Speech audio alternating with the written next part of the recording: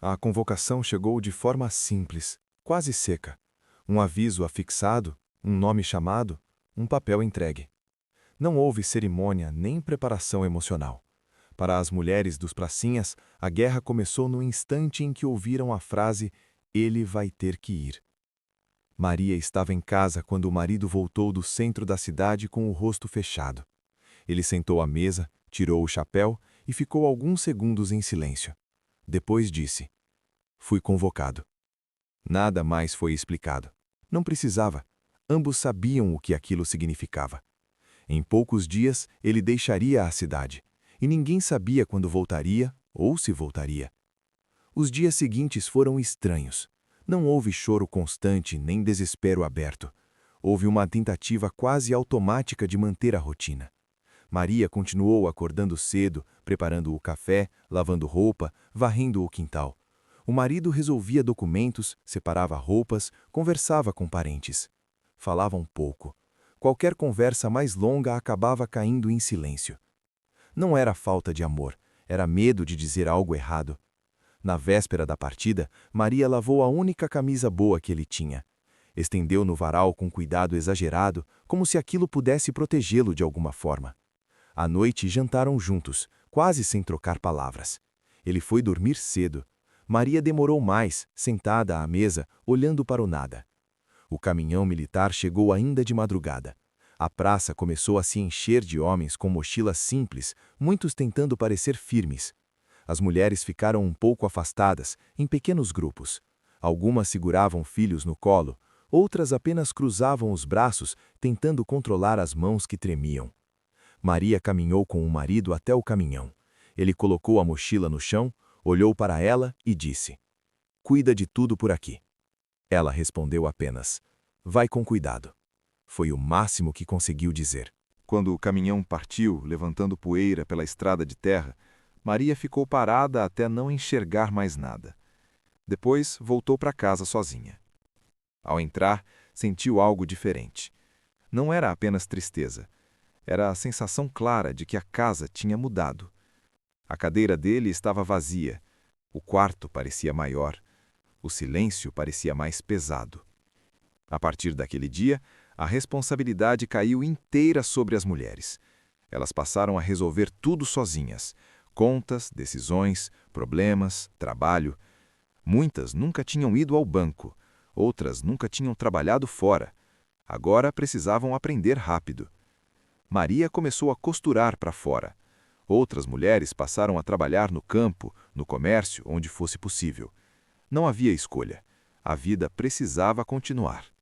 Mas à noite, quando tudo ficava quieto, o pensamento vinha com força. A ausência ocupava espaço. Cada barulho na rua chamava a atenção. Cada batida no portão causava susto. O rádio se tornou companhia constante. As notícias eram confusas, falavam de deslocamentos, de conflitos distantes, raramente citavam nomes. Mesmo assim, cada notícia era ouvida com atenção total. Qualquer palavra diferente podia significar algo. As cartas começaram a chegar semanas depois. Algumas curtas, outras mais longas, sempre lidas e relidas. Maria guardava as cartas do marido dobradas dentro de uma gaveta. Lia a mesma frase várias vezes. "Estou bem, não se preocupe." Ela sabia que aquela frase podia esconder muita coisa. Ainda assim, se agarrava a ela. Nem todas recebiam cartas. Algumas esperavam meses, outras nunca receberam nenhuma. Havia mulheres que dormiam com um envelope embaixo do travesseiro, outras que guardavam as cartas longe, com medo de perdê-las. Havia noivas que não sabiam se o casamento ainda aconteceria.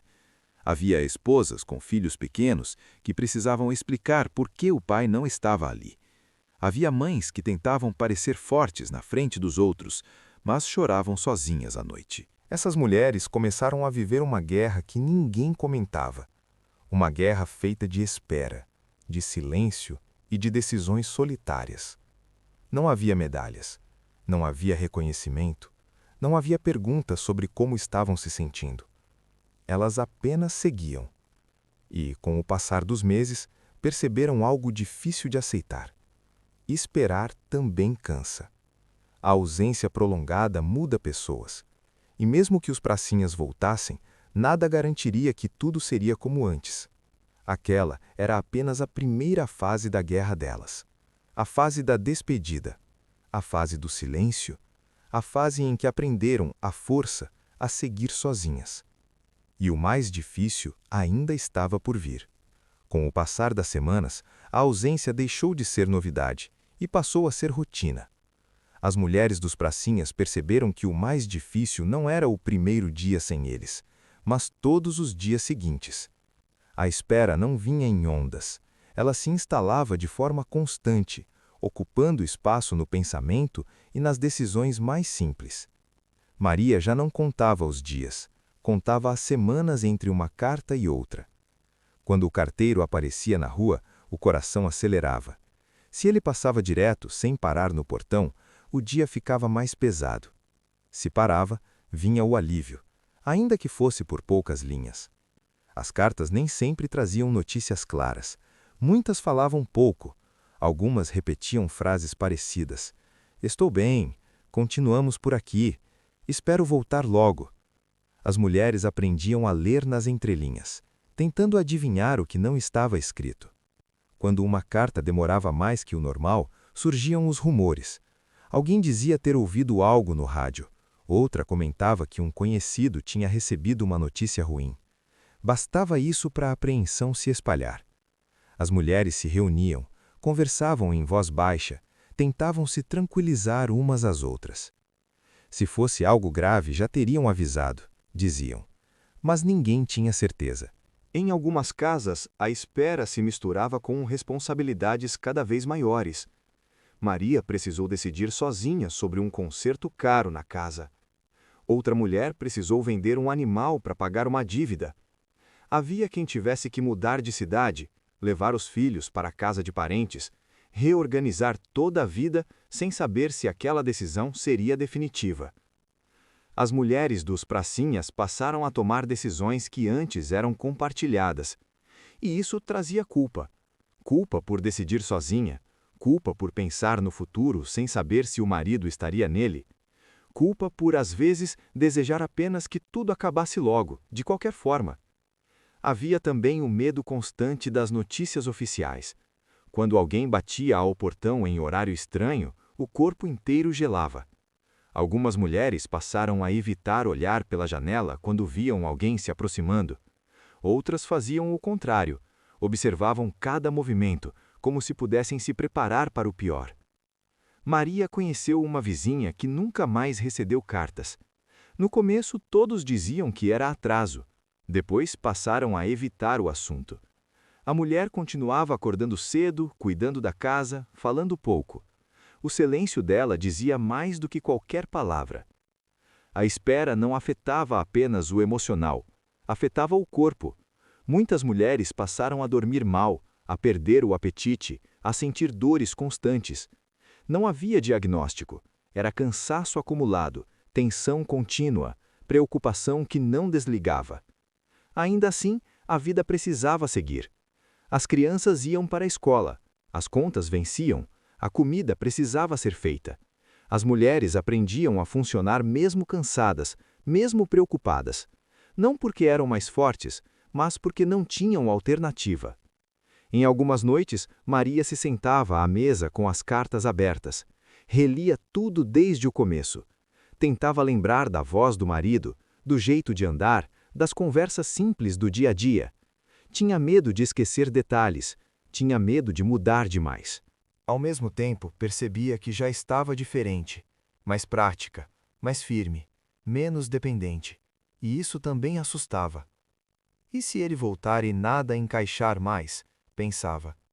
Essas perguntas não eram ditas em voz alta, ficavam guardadas, porque admitir isso parecia traição. As mulheres dos pracinhas viviam uma contradição constante. Desejavam o retorno, mas temiam o impacto da volta. Queriam notícias, mas tinham medo delas. Queriam que o tempo passasse rápido, mas sentiam que cada mês mudava algo dentro delas. A guerra, para essas mulheres, não tinha data para terminar. Não havia contagem regressiva confiável. Havia apenas a necessidade de continuar esperando, resolvendo, vivendo. E, pouco a pouco, todas perceberam algo importante. A espera prolongada não apenas ocupa o tempo, ela transforma quem espera. E essa transformação, silenciosa e inevitável, começaria a cobrar seu preço. Na próxima fase, a espera deixaria de ser apenas ausência, ela passaria a ser medo real de perda. E isso mudaria tudo. O momento mais difícil não foi a despedida, também não foi a espera inicial. O pior veio depois, quando o medo deixou de ser abstrato e passou a ter nome, endereço e rosto conhecido. Em certo dia, Maria ouviu um comentário na feira. Uma mulher falava baixo com outra, dizendo que um rapaz da cidade vizinha não voltaria mais. Não era certeza, era boato, mas bastou. O corpo de Maria gelou. O caminho de volta para casa pareceu mais longo do que nunca. A partir daí, a guerra entrou de vez na rotina. Sempre que surgia um rumor, as mulheres tentavam confirmar. Iam até a casa de parentes, perguntavam discretamente, escutavam o rádio com atenção redobrada. Qualquer palavra diferente virava motivo de angústia. Qualquer atraso virava ameaça. Quando uma notícia ruim finalmente chegava a uma cidade próxima, o impacto se espalhava. Não era apenas a família diretamente atingida que sofria. Todas sofriam, porque cada perda confirmada tornava a possibilidade real para todas as outras. Maria viu isso acontecer quando um mensageiro apareceu na rua de uma conhecida. Não houve anúncio em voz alta, mas todos perceberam. A mulher caiu sentada no chão antes mesmo de abrir a porta direito. Ninguém precisou perguntar nada. Depois daquele dia, o medo passou a morar dentro de cada casa. Algumas mulheres começaram a se preparar silenciosamente para o pior. Organizar documentos, pensar em como sustentariam os filhos sozinhas, avaliar se precisariam mudar de cidade. Nenhuma queria admitir isso em voz alta, mas todas pensavam. Ao mesmo tempo, precisavam parecer firmes. Os filhos faziam perguntas difíceis. Quando o pai volta? Ele está bem? Por que demora tanto? As mulheres respondiam como podiam, às vezes com esperança, às vezes com frases vagas, nunca com a verdade completa, porque nem elas a conheciam. Maria passou a esconder o rádio quando notícias mais pesadas iam ao ar. Não queria que as crianças ouvissem, preferia carregar tudo sozinha. As cartas, quando chegavam, traziam um alívio temporário, mas agora eram lidas com outro olhar. Cada palavra era analisada, cada mudança de tom era percebida. Um atraso maior entre uma carta e outra causava noites sem dormir. Algumas mulheres começaram a se afastar socialmente. Evitavam festas, encontros, celebrações, sentiam culpa por qualquer momento de alegria. Outras faziam o oposto, se mantinham ocupadas o tempo todo, para não pensar. A espera começou a dividir as mulheres em grupos silenciosos. As que ainda tinham notícias, as que estavam sem cartas há meses e as que já sabiam que não haveria mais retorno. Estas últimas mudavam completamente. Algumas se fechavam, outras se tornavam práticas demais, quase duras, não por frieza, mas por necessidade. Precisavam sobreviver. Maria percebeu mudanças em si mesma. Passou a decidir com mais rapidez, a falar menos, a confiar mais no próprio julgamento. Aquela mulher que antes esperava a opinião do marido, agora resolvia tudo sozinha. E isso trazia um conflito interno difícil de explicar. Ela queria que ele voltasse, mas já não era mais a mesma pessoa que ficou. Esse pensamento a assustava. E se ele voltar diferente também? Pensava. A guerra estava mudando os dois, mesmo à distância. Em alguns lares, a notícia final chegou. Em outros, a incerteza se arrastou por anos. Mas em todos eles, as mulheres entenderam algo em comum. Ninguém sai ileso de uma guerra, mesmo quem nunca esteve no campo de batalha. A dor não era apenas pela perda possível, era pela transformação inevitável. A cada mês que passava, ficava mais claro que aquela espera não terminaria simplesmente com o fim do conflito. Mesmo quando os pracinhas voltassem, haveria ajustes, silêncios, estranhamentos. As mulheres aprenderam a sobreviver emocionalmente, mas isso teve custo. Algumas ficaram mais duras, outras mais desconfiadas. outras simplesmente cansadas. A guerra delas estava deixando marcas invisíveis. E, quando finalmente começaram a surgir notícias de retorno, de encerramento do conflito, um novo sentimento apareceu, inesperado e difícil de admitir: o medo da volta. Porque voltar não significava apenas alegria, significava encarar tudo o que havia mudado. E essa seria talvez a batalha mais difícil de todas. Quando as notícias sobre o fim da guerra começaram a circular, muitas mulheres não comemoraram imediatamente. Durante meses, às vezes anos, elas tinham aprendido a viver em estado de alerta constante. A ideia de que tudo terminaria de uma vez parecia estranha, quase irreal. O corpo estava acostumado à espera, não ao alívio. Maria ouviu a confirmação pelo rádio numa tarde comum. O locutor falava de acordos, de retirada de tropas, de retorno progressivo. Ela desligou o aparelho e ficou sentada por muito tempo, tentando entender o que aquela informação realmente significava para sua vida. O marido poderia voltar. Mas voltar como? E ela mesma? Ainda era a mesma? A cidade começou a mudar de ritmo. Comentários surgiam nas ruas, na feira, na porta da igreja. Algumas mulheres sorriam ao falar do retorno, outras evitavam o assunto. Havia também aquelas que não sabiam se tinham alguém para esperar. Quando começaram a anunciar datas e listas de retorno, a ansiedade tomou conta. Cada nome lido em voz alta na praça causava reações diferentes. Algumas mulheres choravam de alívio. Outras abaixavam a cabeça, em silêncio, ao perceber que o nome esperado não estava ali. Maria soube que o marido chegaria no terceiro grupo.